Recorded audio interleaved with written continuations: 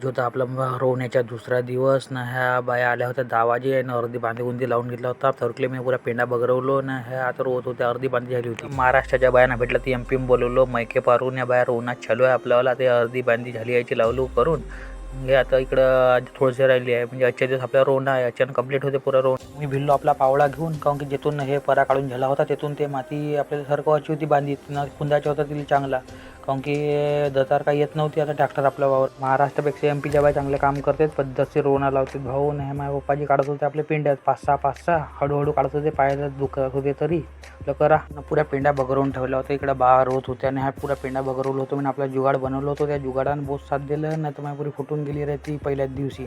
दुसरा होता ते दिवस या बाया पुऱ्या लागल्या होत्या काम आले नाही. इकडे आपण पुऱ्या पेंड्या बगरून झाल्या होत्या. या बाया मागं ना खिचखिच कर लागी ना घिचघिच घ्यावं लागली. एक नंबर बाया काम करतात ह्या एम पीच्या, पद्धतशीर एक नंबर रोवणं सांगायची गरजच नाही यायले. रोवणं खतम झालं आपल्या घरच्या आणि आपली पराठी एक नंबर आली आहे यंदा. ह्या पराठीच्या कापूस विकून चालेल थारच्या चालेल घरी. जय हिंद, जय महाराष्ट्र.